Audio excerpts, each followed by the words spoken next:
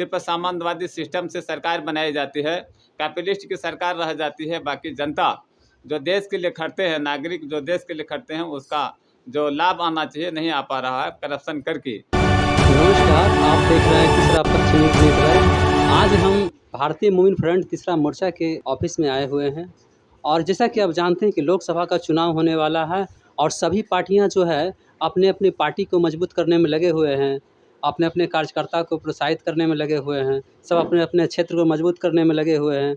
हम जानना चाहेंगे कि जो आज कॉन्फ्रेंस बुलाया गया था भारतीय मूविंग फ्रंट के द्वारा, किस विषय को लेकर इन्हीं मोर्चा के यहाँ लोग मौजूद हैं, जो पदाधिकारी हैं, अधिकारी हैं, हम उनसे जानना चाहते हैं। सर, पहले तो अपना परिचय दीजिएगा। मेरा नाम मोहम्मद इस्माइल आज़ाद है। मैं अररिया जिला न्यायालय में वकालत करता हूँ।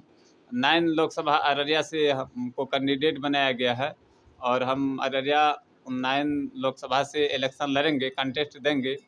और जो अभी जो सरकार में घोर घोटाला और चालबाजी हो रही है, जिस कंपनी एक तरफ चालबाजी करती है, सरकार उसी तरह से रंग बदलती हालत में चालबाजी करती रहती है। मेरे ख्याल से आज़ादी के बाद से अब तक जितने भी सरकार बनाया और इलेक्शन हुआ, और इलेक्शन का मकसद जो जनरल पब्लिक इलेक्शन होता है, हाउस टू पीपल के लिए जो दिल्ली हम लोग सेंट्रल सरकार में भेजने का काम करते हैं, उसका काम शायद कोई कुछ अंजाम दिया हो, वरना जो है सिर्फ जो है करप्शन की ही बात रह जाती है। क्योंकि हमारा जो मुद्दा होता है जनता के हित के लिए, जो हमको सवाल करना चाहिए, हमारे क्षेत्र के लिए सवाल उठाना चाहिए। हमारे देश कानून से जो बंधा, कानून के कायदे कानून पर नीति पे चलना चाहिए।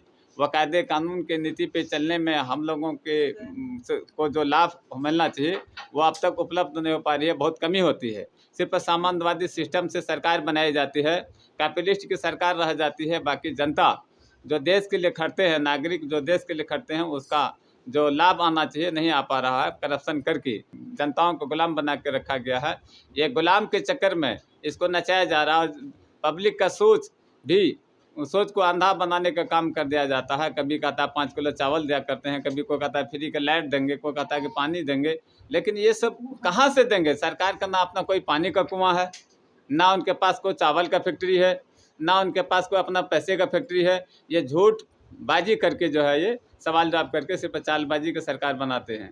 इसके खिलाफ हम इलेक्शन लड़ेंगे और हम पब्लिक के लिए जो न्याय इंसाफ का जो काम होना चाहिए उसके लिए सवाल जवाब करेंगे हम। और चूँकि हम अदालत में काम करते हैं, लोग हार थक के अदालत के साये में आता है कि उसको राहत मिले। मैं बहुत सोच समझ के वहाँ काम करता हूँ। तो जी सर, मेरा सवाल था कि आज जो कॉन्फ्रेंस था किस विषय को लेकर है? आज तीसरा मोर्चा की ओर से आज 4 क्षेत्रों का जो कैंडिडेट हम लोग घोषित किए हैं वो अररिया, पटना साहिब, सीतामढ़ी और नालंदा आज हम लोग घोषित किए हैं और टिकट भी उनको बंटवारा आज कर दिए हैं और आज से वो अपना तैयारी में लग जाएंगे, क्षेत्र में घूमेंगे और अपना नॉमिनेशन जल्द से जल्द कराएंगे। हम लोग तीसरा मोर्चा उनके क्षेत्र में हर संभव जो भी हम लोग को सपोर्ट करना होगा, हर संभव वहां जाकर सपोर्ट करेंगे। सर, आपकी पार्टी बिहार में कितनी सीटों पर चुनाव लड़ रही है? राजनीति तीसरा मोर्चा की ओर से बिहार में 40 सीटों पर हम लोग चुनाव लड़ रहे हैं लोकसभा। अभी कहाँ कहाँ घोषणा किए हैं, किन किन लोकसभा को लेकर? अभी औरंगाबाद, गया, नालंदा, काराकाट, पटना साहिब, पाटलिपुत्रा, बक्सर, आरा, बेगूसराय, लगभग 13 सीट पर अभी हम लोग घोषणा किए हैं और आगे धीरे धीरे घोषणा करेंगे 40 सीट। सर, आपसे सवाल है कि आपकी पार्टी गठबंधन में क्यों नहीं जा रही है? बाकी सब पार्टियों का लूटो विभाग चल रहा है और लोगों को डरा धमका के अपने पास बुला लेना। तो हम लोग अभी किसी पार्टी में जाकर लूटबे नहीं किए हैं, तो हम किसी के पास क्यों जाएं गठबंधन करने। इसलिए हम लोग निष्पक्ष तरह से हम लोग इलेक्शन लड़ेंगे और हम लोग का जो अपना मकसद है वो पूरा करेंगे। इसके लिए हम लोगों ने राजनीतिक तीसरा मोर्चा के साथ भारतीय मूविंग फ्रंट का एक संयोग बैठा है, उसमें 40 सीट पर हम लोग उम्मीदवार खड़ा करेंगे और अपना अपना विचार रख करके अपने मकसद में कामयाब हो जाएंगे। मैंने ईडी से आपको डर नहीं लगता है? कोई डर नहीं लगता। हम फंडामेंटल काम करते हैं, फंडामेंटल कानून के मुताबिक चलते हैं और राइट टू मैनशिप जो होता है उसके मुताबिक काम करते हैं और हम अदालत के हालात को और सरकार को खूब समझते हैं। हम जुरिडिक्शन के मुताबिक काम करते हैं, हमें कोई डर नहीं है। आज जो विपक्ष में है उनको तरफ से जान ही रहे हैं कि ईडी को भेज दिया जाता है, और आप तो तीसरा पक्ष, आप तो है भारतीय मोमिन फ्रंट एक तीसरा मोर्चा के हैं। ईडी को भेजा जाता है तो अच्छी बात है। जो गलत लोग हैं उसके साथ कार्रवाई ली जा सकती है, लेकिन जो अच्छे लोग हैं उसके ऊपर देखभाल अच्छा किया जा सकता है, उसको प्रोत्साहन दी जा सकती है कि ये अच्छा काम करे और सच्चाई से काम करता है, ईमानदारी से काम करता है, उसको सपोर्ट मिलना चाहिए। बताइए आज की कॉन्फ्रेंस के बारे में। आज हम लोग 6 तारीख 6/4/2024 को भारतीय मोमिन फ्रंट कार्यालय में हम लोग 4 टिकट दिए हैं प्रत्याशियों को, खड़ी होकर फील्ड बनाएं और नॉमिनेशन भरेंगे। और जो लोग और भी लड़ना चाहेंगे उनको हम लोग टिकट के साथ अपनी भारतीय मोमिन फ्रंट के पार्टी से देकर और ज़्यादा 400 सीट पर लड़वाने का काम करेंगे और फील्ड को मजबूत बनाने के लिए उनके साथ हम लोग सपोर्ट में उतरेंगे। मैडम आप बताइए कि सब तो बेरोजगारी, भ्रष्टाचार, महंगाई के मुद्दा को लेकर उतर रहे हैं विपक्ष वाले, आप किस मुद्दा को लेकर उतर रहे हैं, आपकी पार्टी? मैं इंदू देवी, महिला मोर्चा पटना जिला सचिव, और लगातार हम आपके साथ आपके चैनल पर जुड़े रहे हैं। और आज हमारे भारतीय मोमिन फ्रंट के कार्यालय ऑफिस में आज 4 कैंडिडेट का घोषणा किया गया है, जो कि टिकट 2 को मिला है। और उम्मीदवार से यही उम्मीद है कि जीत के आएंगे तो 40 सीटों पर भारतीय मोमिन फ्रंट तय किए हैं। तीसरा घटक के सारे लोग 10 दलों के आदमी 40 सीटों पर लड़ेंगे। और यही है कि जो महंगाई है, बेरोजगारी है, उसको सुधारने के काम करेंगे। जिसको रोजगार नहीं उसको रोजगार देंगे भारतीय मोमिन फ्रंट। उसके बाद में सबसे पहली मांग थी हमारे भारतीय मोमिन फ्रंट की कि घर, कपड़ा और रोटी, इज्जत, तो ये सबसे पहली काम करेगी भारतीय मोमिन फ्रंट।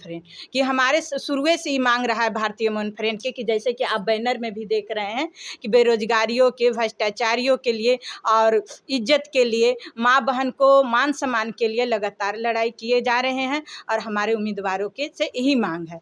और ख़ास तौर पर अभी बिजली बिल के लिए हमारे जनता से यही अपील होती है, जब जाते हैं फील्ड में तो जनता बोलती है कि मैडम आप लगातार आप इस काम पार्टी में जुड़कर क्या बात जनता की मांग करते। तो मेरी जनता के लिए मैं मांग कर रही हूँ कि सरकार से भी मेरी अपील है कि जो बिजली बिल है इतनी बढ़ गई है कि अब लोग अंधेरे में रहने लगे हैं। कितने लोग का लाइन कट गया है। अब वो हम लोग से करते हैं तो हम तो उम्मीद अभी सरकार से रखेंगे, क्योंकि हमारी पार्टी में अभी ऐसा लोग नहीं है कि जो उनको मदद कर सकते हैं। हम लोग मिलकर ही मदद जो भी कर सकते हैं। कि सरकारें से मांग है कि महंगाई कम किया जाए, जो सिस्टम बनाए हैं टिकट का कि वो डालें बिजली बिल में, और तब चालू होगा। तो बहुत सा महिला अंधेरे में रह रहे हैं और वो उजाला के काम कहते हैं कि हमें उजाला फैला दिए, देश में विकास कर दिए।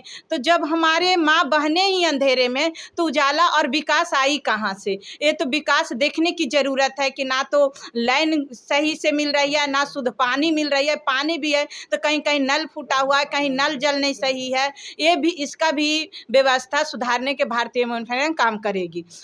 तीसरा बात है कि हमारे भारत देश में अभी कोई ऐसी पार्टी आवाज़ नहीं उठाई कि जो कि महिला के लिए, गरीब की बेटियां की शादी होती है तो कमेटी हॉल अभी तक नहीं बनी है।